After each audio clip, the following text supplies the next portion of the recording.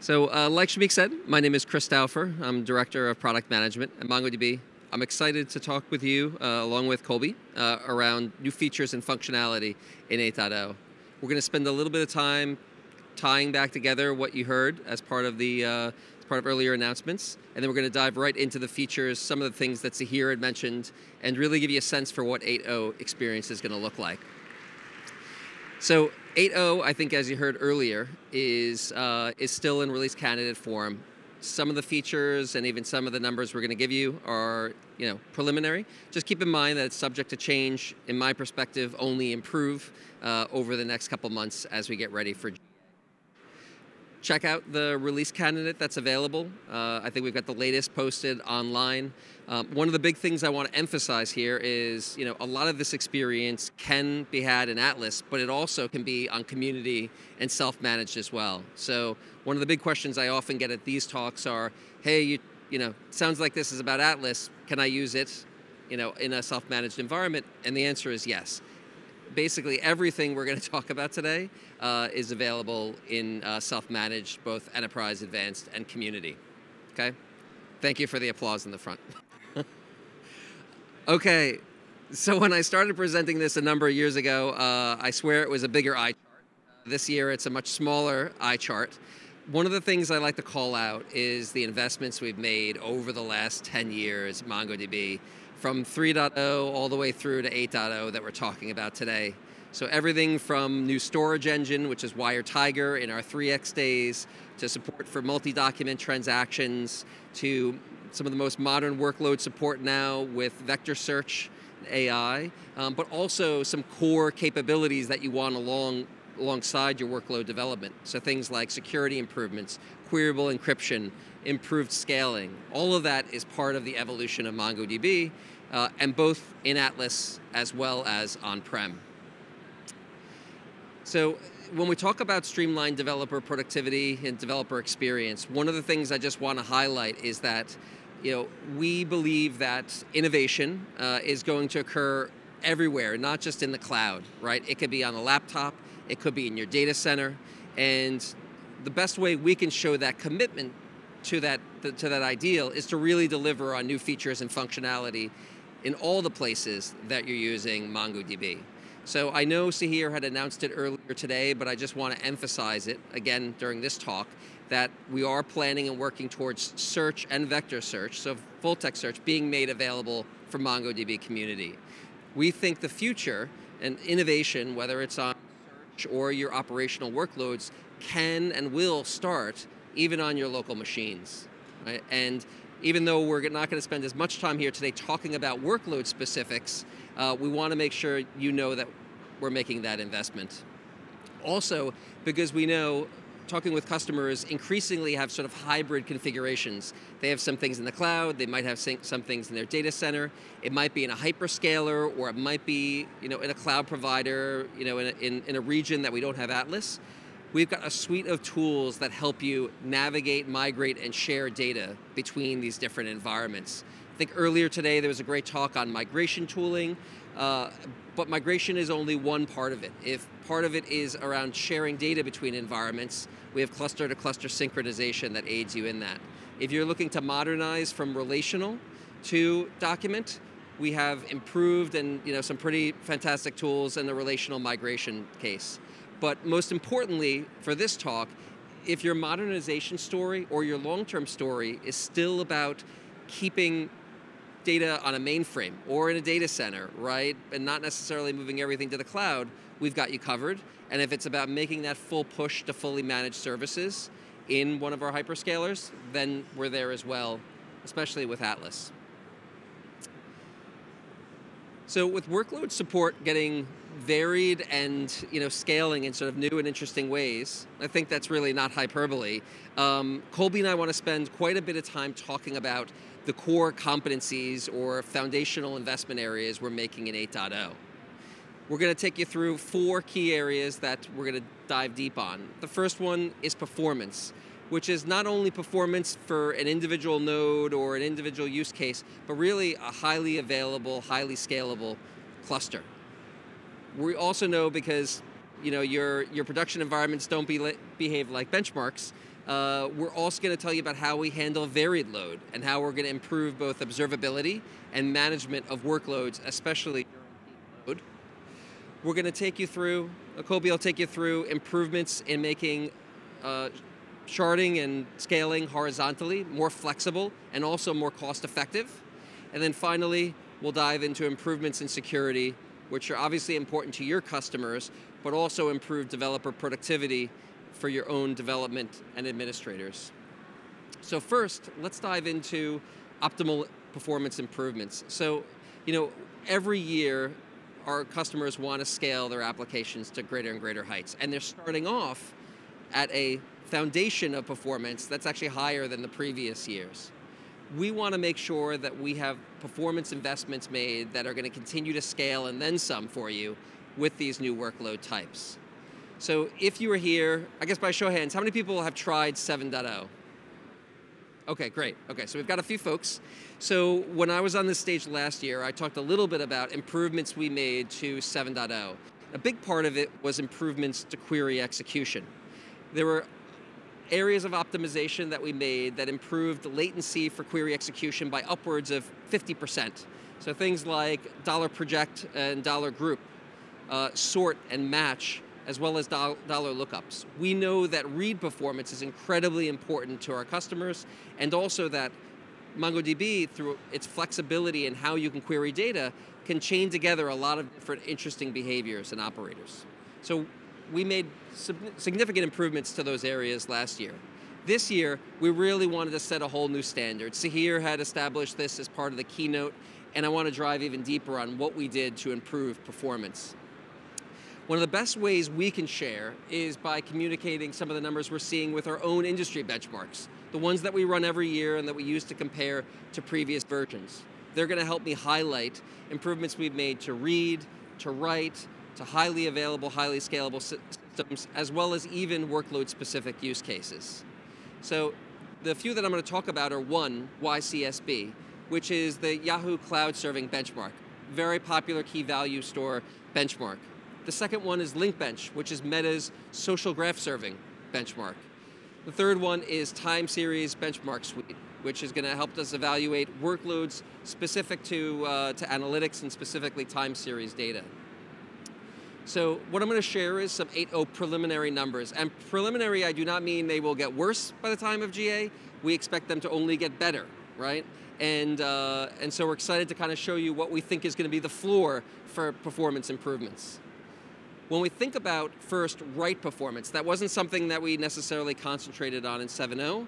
We have improved substantially our ability to write more data, but also write bulk data. So if you're using bulk write or write many, a 54% improvement in YCSB bulk load, which is really about that initial load phase of a benchmark, when compared against 7.0.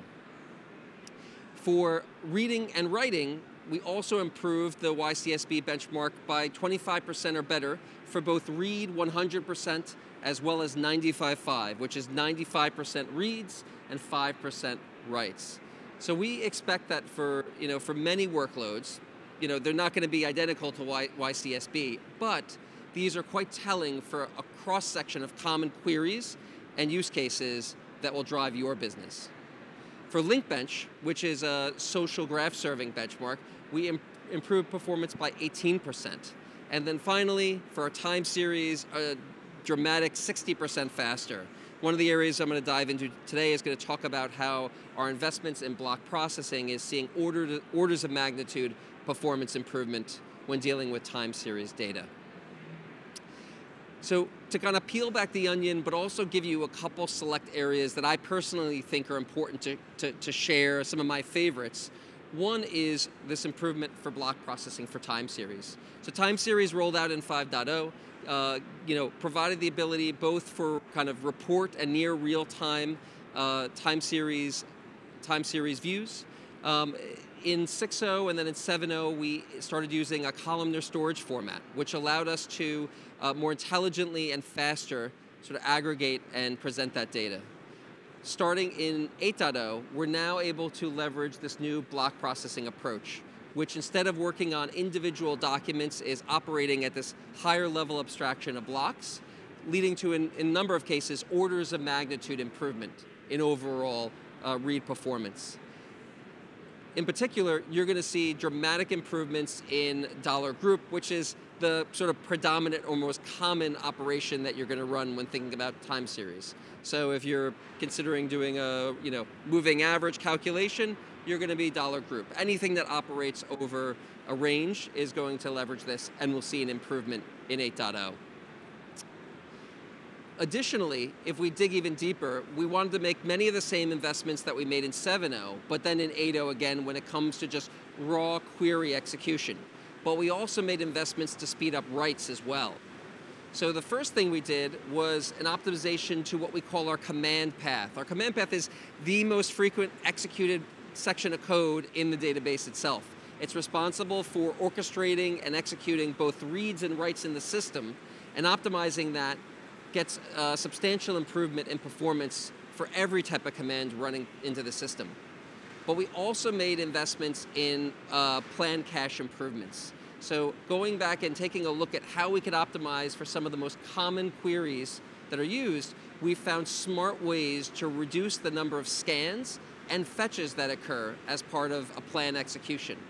Now, this is great because not only does it mean that the performance is going to be faster, the latency is going to be reduced, but it also just reduces the complexity of what's going on in the engine itself. It's simpler for our engineers to reason about, and we think it's going to be simpler for you to reason about as well. We've also found ways, for some of the simplest cases, to introduce a new stage we call Express, which had a 17% improvement or reduction in latency for queries that have to use this. So if you're looking to use a single index with a single equality that you're matching against, instead of using the classic plan stage, you're now going to be using this express stage, which is going to bypass some of the historical machinery and instead lead to a faster results of about 17% improvement. So we feel confident that nearly every workload you have is going to experience some level of improvement, right? And for cases like time series, potentially orders of magnitude. We also wanted to make sure that where really performance matters the most is usually at peak load. It's when you got that big event going on, that periodic event, or that big announcement that you made, right? Maintaining, ensuring that high degree of performance is critical. And one of the biggest areas we could improve to make sure that we maintain that peak load throughput is through memory management. So every database, including MongoDB, leverages a library called a memory allocator that's responsible for orchestrating how we work with memory. And that includes both the data that we want to allocate and use, the memory that we might not need anymore and that we want to free up, and oftentimes a very small percentage of data that's free but might no longer be usable. We call that memory fragmentation. For folks who are familiar, maybe from my generation, familiar with disk fragmentation, right? We all know that people don't really care about disk fragmentation or memory fragmentation until what happens? Until you're about to run out of disk space, right? And then suddenly you realize that memory fragmentation or disk fragmentation is an issue. And so memory fragmentation is a reality that every modern database lives with, but that we knew we could improve. And so working with the memory allocator that we have, which is Google's tcmalloc, we've made a couple important improvements that have reduced memory fragmentation by upwards of 18%. And so Google's tcmalloc has a capability called per CPU caches. And what per CPU caches allows us to do is it allows us to more accurately and more intelligently manage the memory that we want to free in ways that reduces memory fragmentation over time. What it means, or what it translates into for you, is that in those moments where you have peak load, in those moments where you need every resource being brought to bear in order to succeed in your workload, you're going to see better memory management. And that's going to allow for an overall increased headroom in what the system is possible. Also, and lastly, I want to cover for performance is none of this would really matter if I said, well, we got these numbers, memory efficiency, but it only works for a single node. It's not highly available. Or you need to use a read or write concern that's not recommended, right? And so all of the benchmarks we're running and all the improvements we wanted to be made had to be coupled with replication improvements to make sure that replication or high availability didn't become the laggard in the overall process. We wanted to make sure that high availability could be provided, right, but without that compromised performance or lag. So we had to go back to the basics in some cases and look at our replication protocol and figure out how we can improve that process. So what we realized in that research was that our customers have evolved over time, and the amount of load that you're driving to the system actually was more optimized for what we call concurrent writes to how our primary deals and interacts with its journal. And what that has allowed us to do is change the way that our primaries interact with its local journal, but also with the oplog, to allow it to both send oplog entries sooner to secondaries, but also allow those secondaries to acknowledge that they've written the data out. So this faster acknowledgement and this optimization of when it can start writing has pretty dramatically decreased replication lag, even in cases where you're using, importantly, something like W majority. And the improvement there is about a 20+% improvement or decrease in that lag. So that means that if you're looking at a benchmark and saying, hey, well, they got 18% improvement or 20% improvement, will it work in my highly available environment? The answer is yes. So to just summarize, the improvements that we want to make, yes, we want them to lower latency for your workloads. Yes, we want you to see higher throughput. But maybe most importantly, we want to see that increased scaling headroom for you, that ability to maybe have a break before you have to scale a little bit higher, be able to hit that peak throughput, as well as help you evaluate in the future how price performance might be different in newer versions of MongoDB. And just to kind of circle back on what I said earlier, everything that I've covered today is true in Atlas. It's also true in self-manage. It's even true in community, right? And it's an area we're going to continue to invest in for the future. Next, I'm going to cover workload demand or workload management. Okay, we know that you're not running benchmarks for your business, right? We know that your customers do not behave like benchmarks, right? We know there's variability. When variability occurs in your environment, the natural inclination, while MongoDB is scaling, in Atlas it might be vertically scaling and going to a new tier, you're trying to observe, is this something that's planned or unplanned? Is this something permanent or temporary?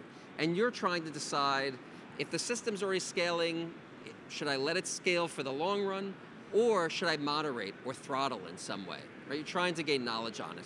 Now, Colby's going to take us through some areas that we're improving flexibility and pricing around scaling. I want to talk just a little bit about moderation and throttling, okay? One of the big things that Zahir touched on earlier was this improved query insights or namespace insights view. So in a world now where you're getting an alert, maybe it's from Atlas saying, hey, we're scaling, there's increased load, right? You have the ability to go in and start quickly diagnosing what's going on, what's leading to that. And you're not doing that on a per host level, although you could if you wanted to. Instead, you have this operational view that gives you visibility across databases and across collections. This is going to allow you dig in where it matters and figure out, maybe where that increased load or traffic is coming from, right? It could be coming from an inventory collection. It could be coming from an audit view, right? And normally, at that point, you'd say, great, maybe I have a slow-running query, or maybe there's a new microservice that got deployed. Maybe there's a well-intentioned analytics team that might be executing some commands directly.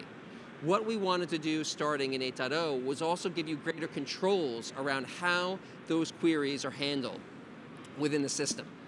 So the next thing we did was allow you to drill deeper into those query trends and allow you to see the distribution of queries across a timeline, whether it's operation count or latency, right?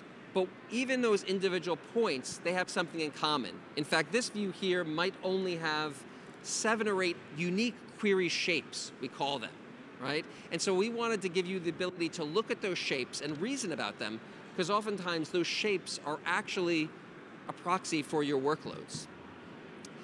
So starting at 8.0, and we're working to backport this actually to earlier versions, is this ability to get query telemetry stats around shapes themselves. And I'm going to show you an example in just a second, but the idea is that by identifying query shapes, you're now going to be able to take action on them, set limits or thresholds, even outright reject them.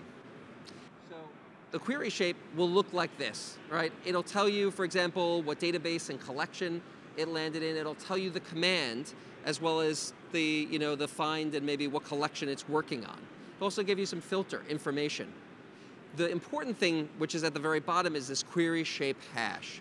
Because now what you're going to be able to do is you're going to be able to do something with that hash. You're going to decide whether or not those shapes should be running in your environment. And through operation rejection filters, you're going to be able to set thresholds on that or even outright reject it. So starting at 8.0, you'll be able to reject all incoming queries that match that shape. In this case, it's the one I pulled from earlier, okay? And you might be able to get the query shape from a slow query log. You might get it from the UI, but you can do this in the UI. You can do this via the command line. You can protect against potentially overloading your system. And in particular, it requires no change to your application code. So this is something a developer or an administrator could do. In addition to reaction, you can also take some proactive steps now in 8. Before, you had the ability to set read operation timeouts. Now we're allowing you to do that globally. So we're trying to sort of flip the script to a certain extent. Where before you'd have to choose specific operations that you might want to have timeout after a certain period, you can now establish a baseline timeout across the board. This can be done also via command or command line. The idea here is that to establish a threshold by which any read should effectively time out, and then at the per operation level, you have the ability to override this. So for example, if most of your operations should finish within 10 seconds, you can set it to 10 seconds or 20 seconds. But if there's specific long-running analytics queries that you expect to take much longer, you can override that. And in particular, you can actually do that at the command line level. And then finally, I just want to touch on one of the most popular requested features we've had over the years that's going to be finally landing at 8.0, and this is persistent query settings. So we know no matter how great the query planner and optimizer can be, there's always going to be some examples where you need to hint to the database what index you want to use, right? In the past, the approach to that would be providing that hint as part of your code, and even if you set it when there was a restart to the servers, you'd have to go back in and re-execute that hint in order to get it established again. Going forward now, we're going to give you the ability to set these on a persistent basis so they survive restarts. But even cooler, we're going to allow you to use query shapes to actually set them, and actually set them from the command line. So if you discover there's a hint that's needed, you make that change even at the command line, it gets replicated to all of the secondaries, and then even after restarts, you're good to go. Right? This is something that's an administrative operation instead of a developer problem, and can happen effectively in real time. So I'd like to just end with a couple things here. One is, we know that your workloads and workload performance are incredibly important. Some of the investments here today are just a fraction of some of the larger store we have going on. We also know that with variability in workloads, we want to give you both the observability and tools you need to take control of that. So next I'm going to switch it over to Colby. Colby's going to be taking you through how we're providing more flexible horizontal scaling, as well as security improvements. So Colby?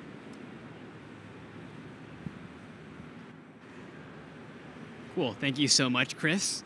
I'll reintroduce myself. My name is Colby Ng. I'm a senior product manager here at MongoDB, and I work on query features here. And I'll be talking about the third and fourth pillar of our 8.0 release, database scaling horizontally and security.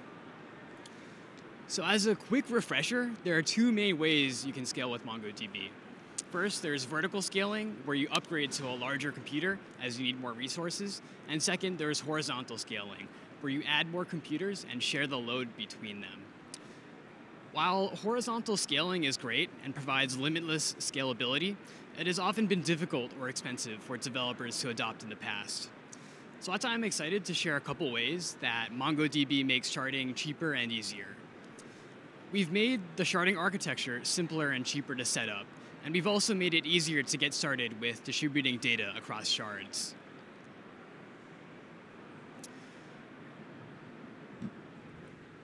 So one of the challenges with sharded clusters is dealing with a single shard that experiences high load, and we call this a hot shard. And the solution to a hot shard is to redistribute the data more evenly. But maybe resharding isn't quite the answer, because your hot shard involves operations to unsharded collections. And all you need to do is move an unsharded collection from one shard to another. And this is where this new ability comes into play. We're making it faster and easier to move data from an uncharted collection to any shard. Now let's see some details.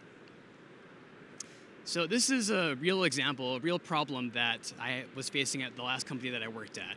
So imagine you have a 2-shard cluster and you have 2 uncharted collections, products and orders, and they're both on a single shard.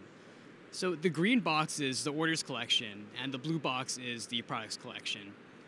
So, could we go back one slide? Or there we go. So I worked at an e-commerce company. So during the day, we have a lot of tasks that run in the background and bulk update a lot of our products. And we don't want those spikes to affect customers placing or interacting with their orders. So we didn't want these spikes to create scenarios where all the traffic is concentrated on one shard. So to avoid this hot shard scenario, we want to be able to separate these collections on different shards. And to do that, we're going to issue this command, this new command, move collections. So we're going to move the orders collection and specify the destination shard, which is shard 1. And here's what the resulting data layout looks like after the command finishes.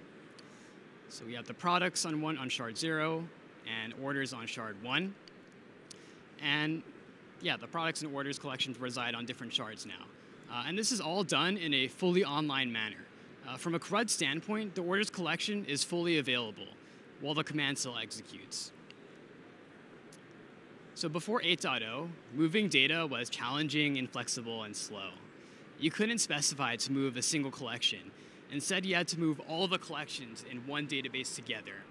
Moreover, moving collections the old way with move primary was done entirely offline. So you had undefined read or write behaviors when you query those collections that are being moved. And so this new move collection is a major step toward making our system more user-friendly, efficient, and that enhances scalability without adding a lot of complexity. This second thing I want to talk about is we've made sharding faster and more reliable.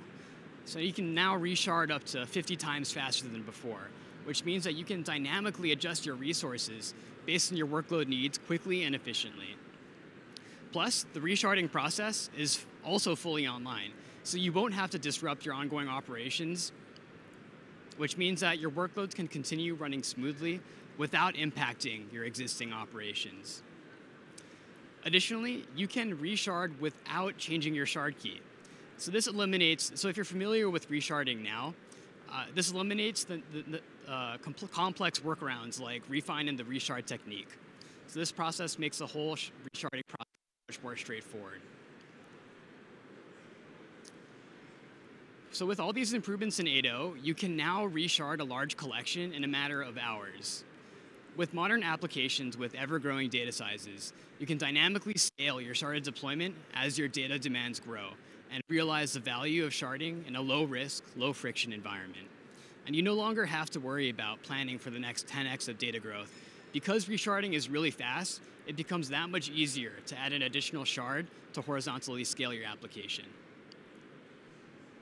So here are some performance numbers that we've seen in the new version of resharding. So the scenario we tested is splitting a 1 terabyte cluster from 1 to 2 shards, which effectively moves 500 gigabytes. So as you can see on the board, the old resharding would take 220 hours to complete that task. And that comes out to about a little over 9 days. But with the new resharding in 7.2, this takes only 12 hours. So the scale of this improvement is that an operation that used to take, on the scale of days to weeks, now only takes half a day. So, of course, with anything databases, it really relies on your own workload, your volume of data, number of indexes, number of shards, so your own mileage may vary. So next I'm going to talk about how we made sharded deployments more flexible and also save you money in the process. So sharding has traditionally had a high cost to get started. When you shard a cluster, we require that you have a dedicated M30 replica set as your configuration server. And this dedicated replica set costs over $5,000 a year alone on top of your existing deployment. So in this release, we've gotten rid of that requirement. And now you can co-locate your configuration data with your cluster data, which eliminates the need to spend an extra $5,000 a year for that dedicated M30 config server. So I'll note that this really only applies to smaller sharded deployments, because as you horizontally scale and your sharded cluster grows, it becomes pretty important that you have a dedicated configuration server that is highly available. So it makes it easier to test out sharding and scale out your application without worrying about your bill.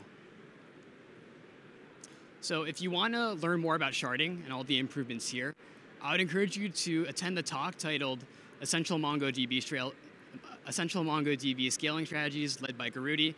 It's in about 2 hours on this stage, and he's the lead PM here for database scaling, and he'll go over into a lot of the things I talked about here and more.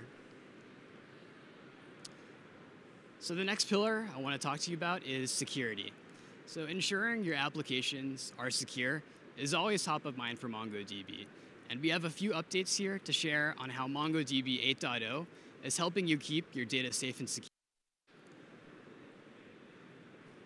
So the first thing I want to talk about is the new authentication capabilities that we've added. So we announced public preview of OpenID Connect for workforce authentication in 7.0, and we're now announcing the GA for OpenID Connect support in 7.0 and onward. This capability allows your organization to databases using your identity provider credentials. This feature is also generally available for 7.0 clusters in Atlas as well as Enterprise Advanced. So we're also announcing the GA of Workload Identity Federation with 7.0 onward. Previously, we've supported programmatic authentication via AWS, but customers on Azure and GCP could not take advantage of a similar cloud-native authentication mechanism. With these additions, your application can authenticate with MongoDB databases with Azure Service Principals, GCP Service Accounts, or any platform that provides OIDC or OAuth2 tokens for programmatic users. And this feature is generally available for Atlas 7.0 clusters and onward, but specifically Azure Service Principals and GCP Service Accounts will only be supported in Atlas. The next topic I want to talk to you about is expanded capabilities for our query. So as a refresher, in 7.0, we released queryable for equality queries. Now, queryable encryption is a groundbreaking technology that offers end-to-end encryption of sensitive data while providing the ability to run queries over that encrypted data, which means that you can run queries without the data or without the knowledge of that encrypted data that it's processing. And data remains encrypted at all times in query processing, which means on disk, in memory, and even in the CPU. So now, I'm excited to announce that we have support for range queries on encrypted fields, specifically numerical types or dates, which really expands the number of use cases that you can leverage queryable encryption for. So I'm excited to announce, so this is how we remain dedicated to support customers with highly sensitive data requirements, which are usually those in financial services, healthcare, or strict regulatory requirements. Now, the last feature I'm introducing is some ease-of-life logging improvements. So the lack of standardization in logs places a huge burden on security teams to ingest and interpret logs in a consistent way. To address this issue, AWS, along with other companies, introduced a schema format, OCSF, which stands for Open Cybersecurity Schema Framework. And this new feature allows you to output your audit logs in the standard OCSF format. And with this option, you can more easily integrate with external monitoring systems. This way, you don't have to do the extra development work to normalize your log formats, which saves you time and effort so you can focus on building your application. Oh, and this talk already happened this morning. There's a last-minute scheduling change. So this talk happened this morning at 9:50. And I was also informed that it wasn't recorded. So if you're lucky and want to learn more about queryable encryption, I would just encourage you to stay tuned on our website. And I'm sure we'll post more details about queryable encryption, the range and equality queries. But this talk is still happening. Salman Bassett, the Director of Product Management for our Security and Compliance, is giving a talk later today that dives deeper into a lot of these new security capabilities that I just talked about. So if you want to learn more about new authentication mechanisms, I would encourage you to attend his talk, which is happening at 4:30 today. So that wraps up the new security improvements and the fourth pillar of this 8.0 release. So to sum up, this 8.0 release supports the growing performance, scalability, and resilience demands of the next generation of modern applications and the most sophisticated AI applications being built today and into the future. It's the modern database that's developer-friendly, providing a fast and flexible development environment that teams love, and the scalability and security that applications require. So if you liked any of the features here, we encourage you to put together your upgrade plan in advance so you can take advantage of the performance improvements that you see here or anything else that Chris and I have talked about. Well, so thanks for coming to this talk, and this has been what's coming in MongoDB 8.0. So I think Chris and I will field questions in the bottom, so thank you so much.